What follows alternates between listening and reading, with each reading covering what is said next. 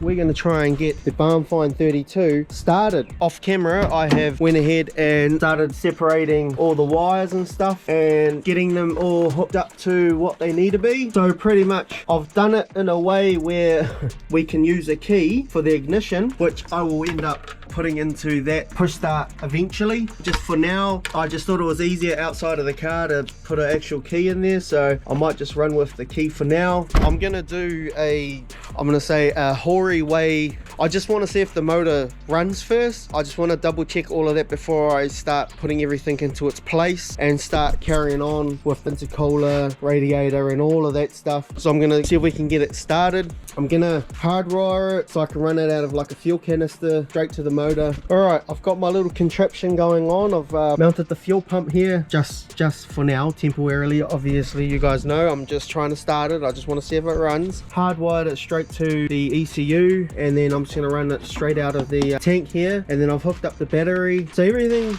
should in theory go. I've just remembered that I have to put some oil in it. It's always good to leave a reminder, mostly when you leave things just sitting in the shed. On that note, when you leave things for so long, you probably do want to turn it over every now and again, so I did turn this over every 3 months or so. I've just got to do a couple more wiring things inside, and then hopefully we should be able to start. Alright guys, this is the first startup. I've done all the wiring inside.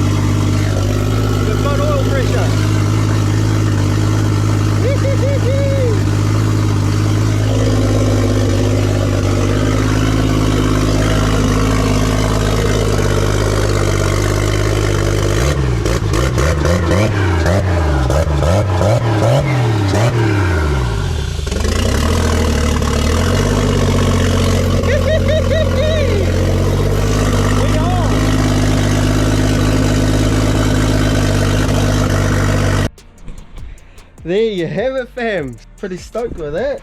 All right, now I know that the motor's mint, we can now proceed to the next steps, but it's so good to hear this start. Obviously it sounds a bit jangly because it's the downpipe. I have not done that yet.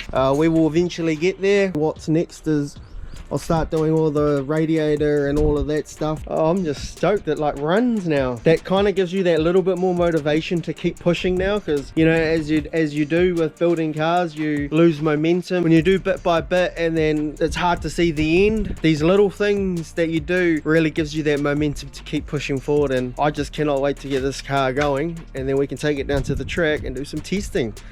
But for now, we've got to do the radiator, intercooler, turbo piping. We will be pulling the motor out of this car. Where we got this car from is a whole nother story on its own. The reasons why I have this car is for this motor. So it is a 25DE Neo.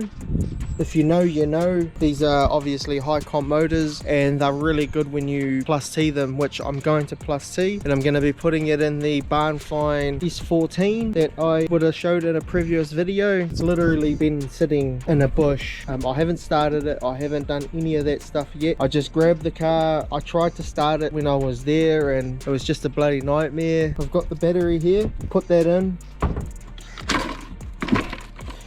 As you can see, it's accumulated a bit of a nest over there. So this car has pretty much been sitting for the last like 5 or 6 years. Apparently the motor's good. I've seen videos of it, but you just can't trust it sometimes, mostly when it's got that on the bonnet. But we got this for a good steal. All it is pretty much just a donor. I just wanted the motor out of it. I don't care about the car. So if you guys are wanting a perfectly conditioned Stagia, it's got 5 stud all around, got a 5x1 diff. The thing is with this motor is it is a a four-wheel drive motor. Never actually pulled out a four-wheel drive engine before. You've got to undo the axles, obviously. It is automatic, so I'm going to leave the box in.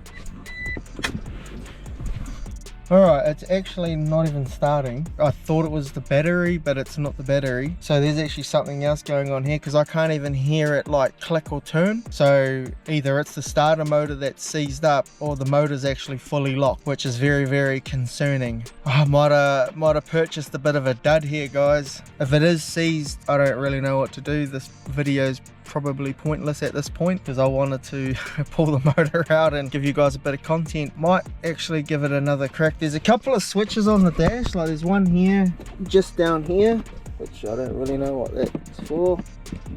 It's like not even a switch, it's just like a button. So wish me luck, I might try and figure it out. Alright guys, I think I might have figured it out. So there's the switch down here, which I ended up just pulling the wires out in the end out of this switch, and I touched them together and hoping that it could be some sort of kill switch or something like that. And I went to turn it over and it made a ticking noise. I'm not too sure, but this is the moment of truth, guys. Oh, it works! These two bloody wires down here, they were in this switch underneath the dash. I actually was really annoyed there for a second, because I actually thought I purchased a bit of a dud here, and the motor actually sounds pretty healthy.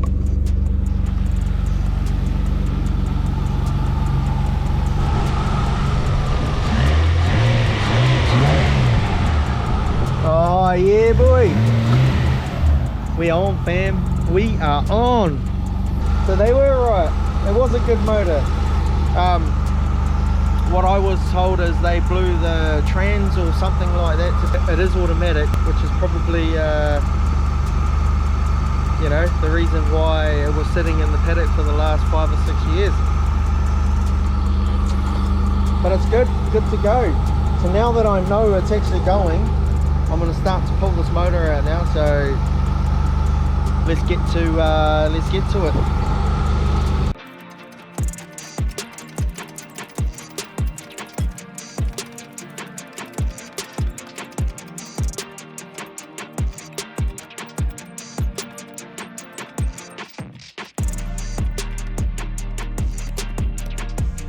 So pulled the motor out of the stage here, and I've just placed it down here for now. We will deal with that at a later date.